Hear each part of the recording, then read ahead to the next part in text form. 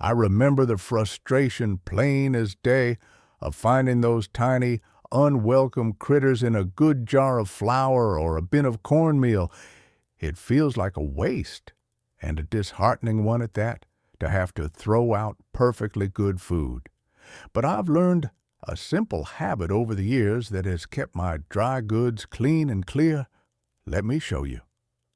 I walk over to my pantry shelf, reaching for a large, clear glass jar of all-purpose flour. Unscrewing the lid, I hear the gentle hiss of the seal breaking as the air escapes. I dip a sturdy wooden spoon into the soft white flour and slowly stir, watching it flow smoothly. Lifting a spoonful towards you, you can see it's pure, clean, and entirely free of any weevils or moth webbing, even after this flour has sat here quietly for 6 months. The simple truth for keeping it this way is tucked right here, resting near the bottom of the jar. I gently push aside some flour with the spoon, revealing 2 dried bay leaves. These few ordinary dried bay leaves, the very kind you likely have in your spice rack for cooking, are the quiet sentinels guarding my precious staples. This old way, passed down through generations, isn't about killing pests that are already present. It's about making sure they never even want to move in the first place. It's a natural deterrent, not an exterminator, and it relies on a scent they simply can't abide. Using them means less food wasted in our home, and it means there's no need for harsh chemical treatments near our provisions. But there is a right way to use these leaves for true effectiveness, and there are a few common mistakes folks make that can quickly spoil the method. In the coming parts, you'll learn who this natural method truly suits best, the biggest oversight people often have when trying it, and how you can test it for yourself to keep your own pantry clean and free of unwanted guests. My mother, Sarah, was a careful keeper of our household stores. In the cool, stone-lined cellar of our old Lancaster County home, where rows of canned goods and dried beans stretched along the shelves, I remember her always tucking sprigs of dried herbs amongst the stored nuts and dried apples. She said the strong smells kept little nibblers away. The crisp, papery feel of those dried leaves, sometimes lavender, sometimes mint, always had a comforting, sharp scent to them. She understood a deep principle. Strong natural odors can send pests looking elsewhere, protecting our provisions. What we now know through observation and study is that common bay leaves, the ones from the Laurus nobilis plant, contain powerful natural oils. These include compounds like eucalyptol, linalool, and pinene. These aren't just for flavor in our cooking. They release a distinct, strong scent that's quite offensive and disorienting to many insects, especially those troublesome weevils and flower moths that seek out our pantry staples. Scientific studies have confirmed these volatile compounds act as a repellent. They interfere with the insect's delicate chemoreceptors, disrupting their ability to smell and accurately find food sources. It's like a very specific "keep out" sign, written in a chemical language only these tiny creatures understand, making your containers an unattractive place to settle down and lay eggs. But it's important to understand this clearly. The bay leaf doesn't poison or kill pests already present, nor does it harm their larvae or eggs. Its purpose is purely to deter. It merely makes the immediate area unpleasant enough that they prefer to leave and find a different, less aromatic home. This means the bay leaf method is best suited for preventing new guests from arriving in your pantry, not for evicting an already established family of unwelcome pests who have made themselves comfortable. For active infestations, a different approach is necessary. But for peace of mind and prevention, these leaves are a true help. The way these bay leaves work their quiet magic is quite clever in its simplicity, building on what we now understand about those natural oils. When a pantry pest, like a weevil, a flower beetle, or a moth comes searching for a meal, it relies heavily on its keen sense of smell to locate food sources. The distinct, volatile, organic compounds released by the dried bay leaves, that unique, aromatic scent we find pleasant or merely mild in our own kitchen, are overwhelmingly strong and disorienting to these tiny creatures. It effectively scrambles their natural navigation, making it exceedingly difficult for them to detect the flour, grains, or other staples they're seeking to infest. This strong, unpleasant signal discourages them from ever entering or settling down in your containers. This method shines brightest for proactive prevention, making it ideal for protecting your dry goods such as flour, cornmeal, rice, pasta, various cereals, dried beans, or even nuts. It's a thoughtful choice if you, like me, prefer to avoid chemical treatments near your provisions and are looking for a natural, time-tested approach. It also carries very little cost. Often using a common spice you likely already have tucked away in your spice rack. It's about setting up a protective barrier before trouble arrives. However, it's crucial to be clear. This approach is not a solution for an active, established infestation. If you already observe pests, their webbing, or larvae inside your food containers, bay leaves won't make them vanish. Their role is purely as a repellent, not an insecticide or a killer. Pests already living within your food might simply tolerate the scent, or they may have already laid eggs that will hatch regardless. For those situations, a different, more direct course of action will be needed to clear out the unwanted guests. Your main materials for this method are simply dried bay leaves, the kind readily available in any grocery store, and good quality, truly airtight storage containers. Glass jars with secure rubber-sealed lids, sturdy metal tins, or thick-walled plastic containers with reliable latches are vastly superior to the thin, permeable original paper bags or flimsy cardboard boxes. Pests can often chew right through such weak packaging. The tighter the seal on your container, the better the bay leaves can concentrate their protective, repelling scent precisely where it's needed most, around your food. Now, let me walk you through the simple steps to put this prevention method to work in your own pantry, keeping your provisions safe and clean. First, always start with clean, pest-free dry goods. I make it a habit to inspect any new bags of flour, rice, or grains right when I bring them home from the store. Take a moment to look closely for any tiny holes in the packaging, or even small dark specks that might be insects or their droppings. If you see any such signs, it's always best not to bring that package into your pantry at all. It might save you a lot of trouble later.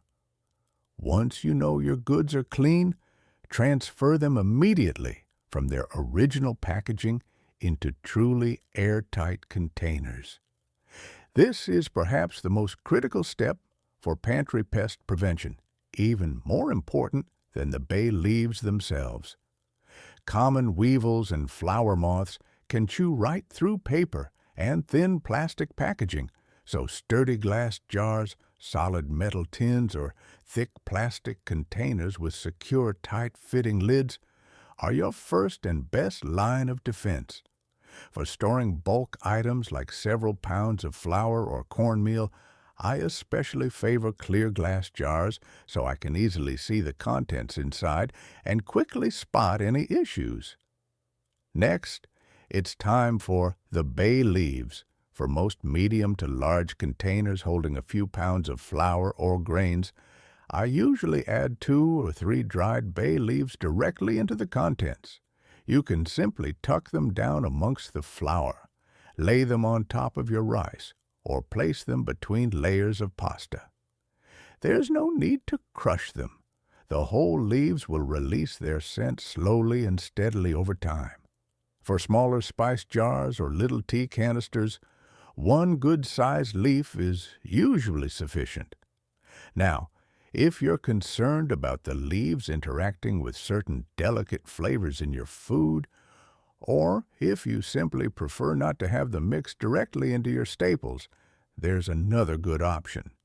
You can tape 1 or 2 dried bay leaves to the underside of the container lid. This still allows the repellent scent to do its important work within the sealed environment, where it will concentrate and deter pests without the leaves ever touching your food. The main thing is that the scent is present and contained. Finally, place your sealed containers back onto your pantry shelves. Consistency is key here for broad protection. Make sure all your dry goods that are susceptible to pests, things like flour, cornmeal, oats, rice, pasta, dried beans, nuts, and even dried fruits, are stored this way with bay leaves. Regularly inspect your pantry shelves, wiping away any spills or crumbs which can themselves attract pests and undermine your efforts. The bay leaves will slowly release their repelling compounds, consistently creating an unwelcoming environment for new pests who might otherwise try to settle in. Remember, these leaves will naturally lose some of their potency over time as their aromatic oils evaporate into the air. I typically refresh my bay leaves every few months, or certainly whenever I empty and refill a container. It's a small, quick chore that pays good dividends in keeping your pantry pest-free the natural way, giving you peace of mind with your provisions. I mentioned that refreshing your bay leaves is important, and that brings us to understanding their real boundaries. While bay leaves are a good, old-fashioned tool for pantry pest prevention, it's important to understand their limitations plainly. The most common mistake I see folks make is expecting bay leaves to solve an existing pest problem.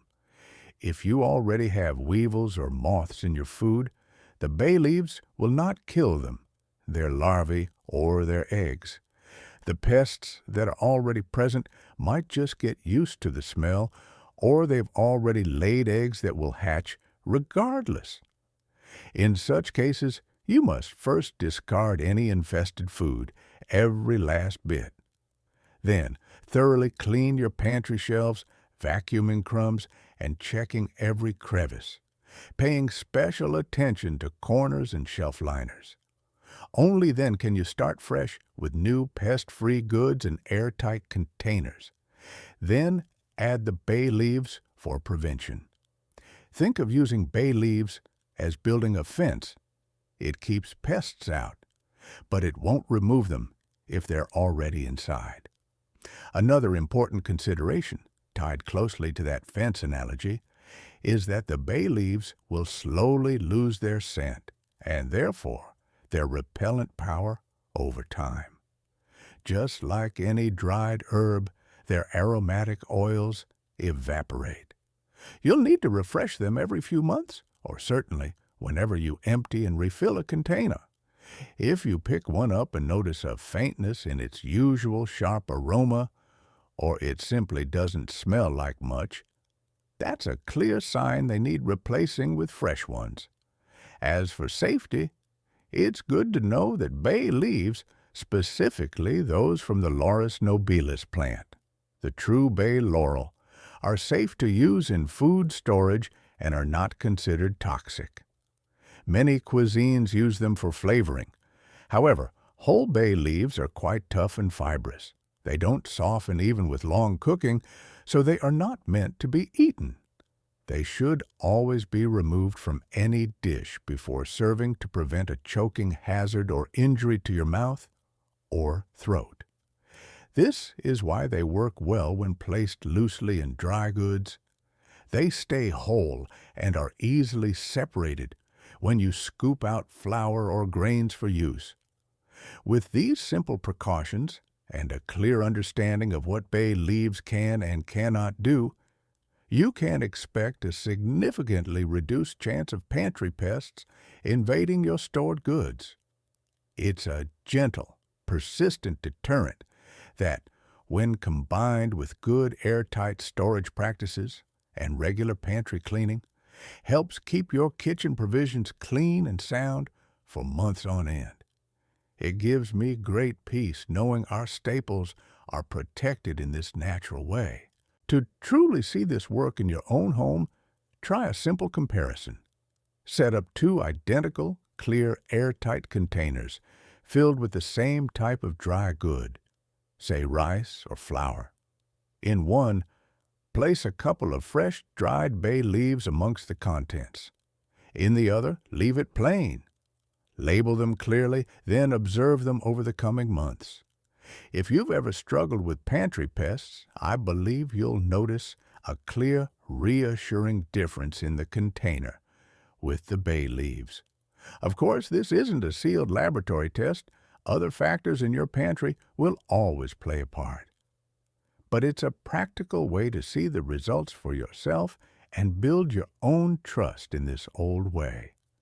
This practice, like so many old ways, isn't about grand solutions, but about consistent, careful habits.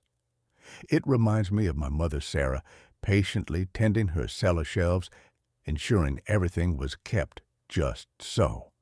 It wasn't just about avoiding waste.